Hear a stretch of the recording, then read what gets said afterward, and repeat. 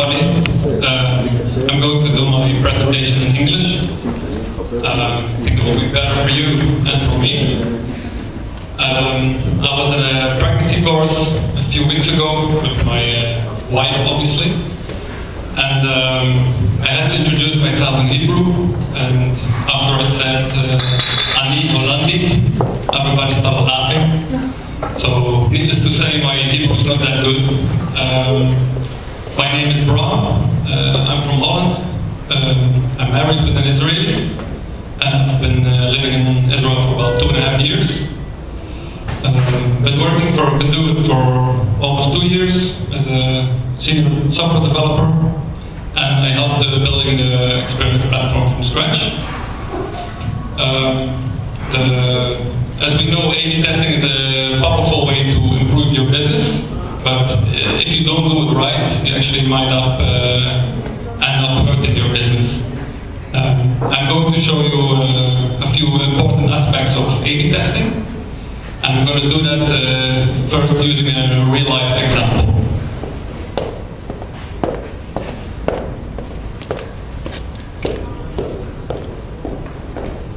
A lot of you have to drive to work every day, and you've probably tried different routes to get to work in order to find a better one.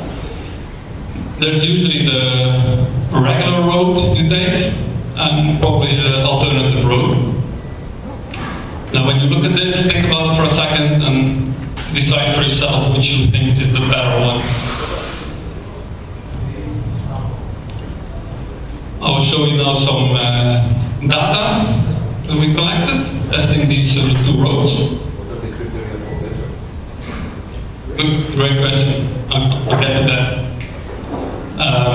You see some data that we collected, length of the road, time it takes to get to your work, average heart rate during the trip, number of scenic views.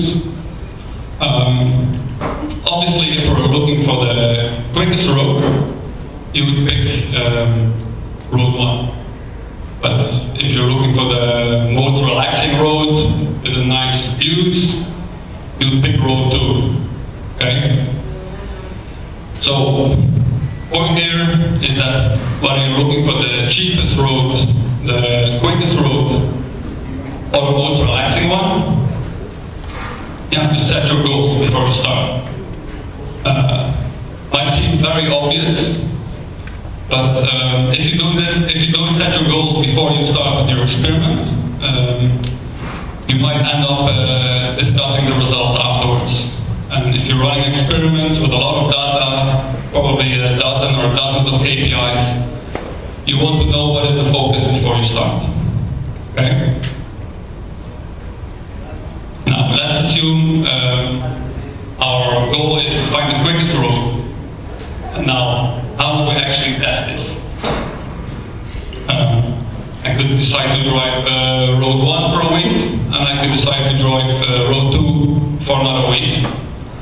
But obviously that's not a very fair way to do it, right? Because let's say last week the weather was great, this week it's raining a lot, so I can't really trust the results like that. I have a friend at my Moshav that also works in the Park Hamadan, so I could ask her to join my experiment, and we will drive the road 1 and road 2 at exactly the same time, and analyze the results afterwards. But it's also not a very fair way to do it, because we don't drive the same car, we're not the same driver type. She's a Greek Israeli driver, and I'm a very patient Dutch driver. Or at least I used to be.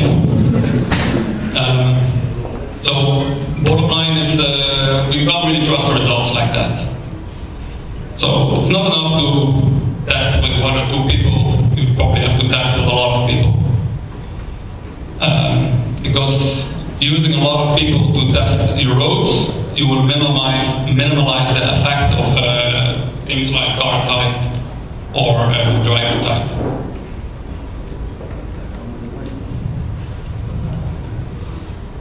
How do we achieve that? You need randomness in your split. Okay? let's say I will be standing on the beginning of these two roads, and I will decide who's going to road 1 or who's going to road 2. I would have to be completely random in these decisions. I cannot decide to send all the Hyundais to road 1 and all the Audis to road 2. Because if I do that, I can't really trust the results of my test.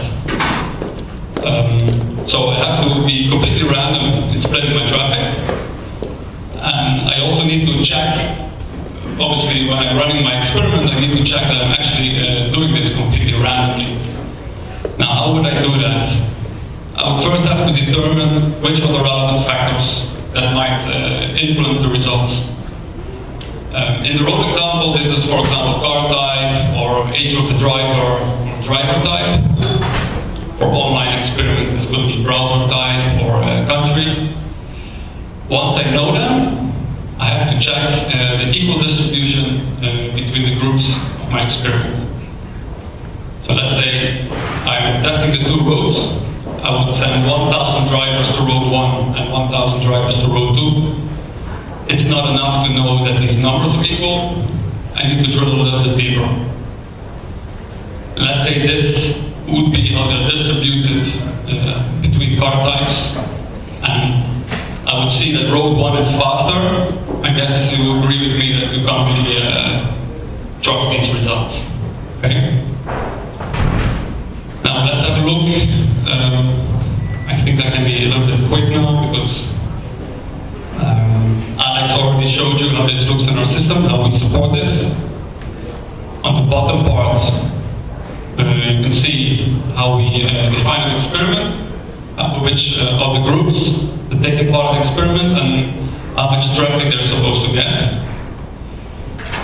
And the other graph, you can see how much traffic we actually analyzed for these groups. In this case, you can see it's exactly the same as the experiment was defined, 50-50. Over here, we can see the quality of the split. As I showed before, for the testing a road, I want to make sure that car types are distributed equally. And if I'm doing online experiments, I would like to know that browser types are distributed equally, or countries. So in this experiment, you can see that they're all green. So the split was done randomly. So I can look at the results. These are the two graphs that Alex already explained. The left graph is showing the accumulated traffic over time, and the right graph is showing how the traffic split was done every hour. Okay, let's go back to the road example. Our goal was to find the quickest road. Let's say we made sure that the split was done correctly, and we collected enough results to look what was the winner. Here you can see that overall road 1 is the better one. So I could stand at the beginning of these two roads again and decide to send everybody to road 1. That would be a fair thing to do. But if I would drill a little bit deeper, for example, look only at the data for BMWs, I would still see that road 1 is the faster one. But if I would filter the data only for Jeeps, I would actually find out that road 2 is the faster one. So what's the point? Obviously, one size does not necessarily fit all. Okay? If you find the overall winner, that's an achievement, but it doesn't necessarily mean that this winner is the best one for everybody. Okay? The same applies for online tests as well. Let's say I'm running a test to see if a green button or a yellow button works better.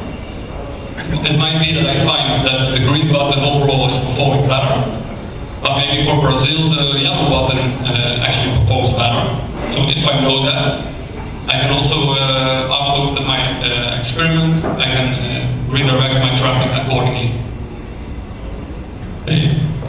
Let's see what we saw so far. To run experiments, you need to make sure that you set your goal before you start.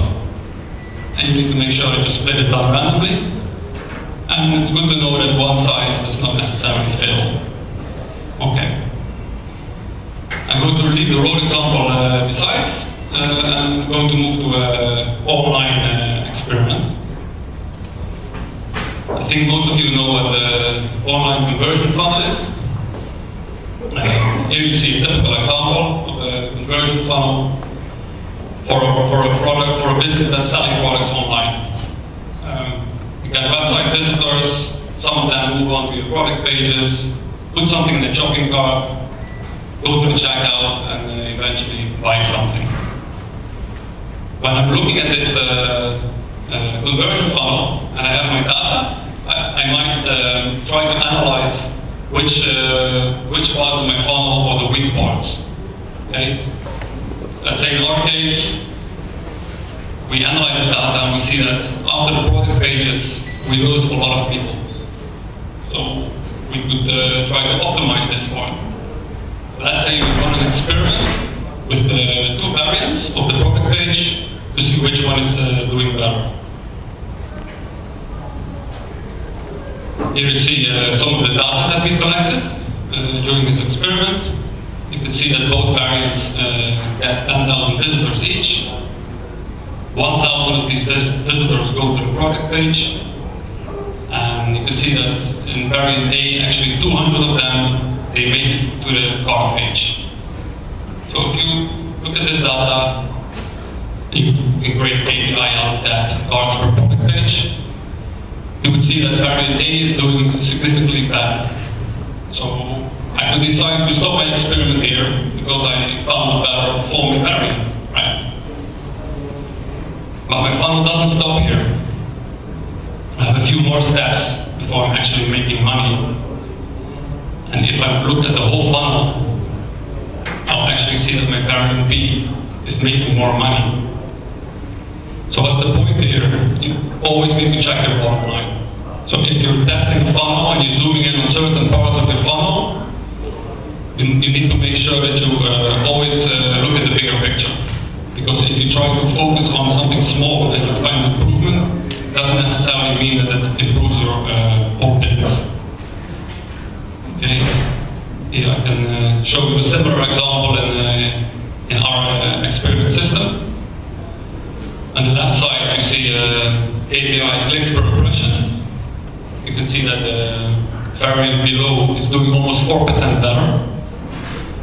But if I look at the other KPI, which is actually my complete funnel, revenue per 1,000 users, you see that the second variant is performing a lot less.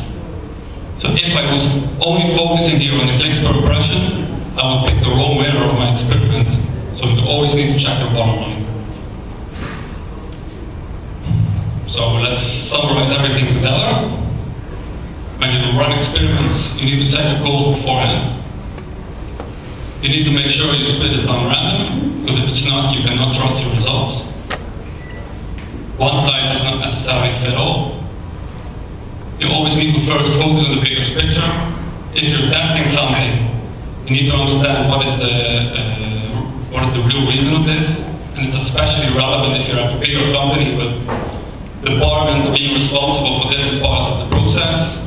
It's very easy to focus on your specific part, and you always need to be aware of the bigger picture. After that, you can actually zoom in on the separate parts to find out how you can further optimize it. And last but not least, you will have to go past the quick buck. It means that what we looked at now are things for the short term, but you also need to consider long-term effects. Because if I improve my conversion funnels, but I do it very aggressively, I might actually make more money in the short term. But if I push my customers away, I would actually lose money in the long term. So you also need to consider KPIs like churn, loyalty, or lifetime value. That's it. If you have any questions, go ahead. Any easy ones, please.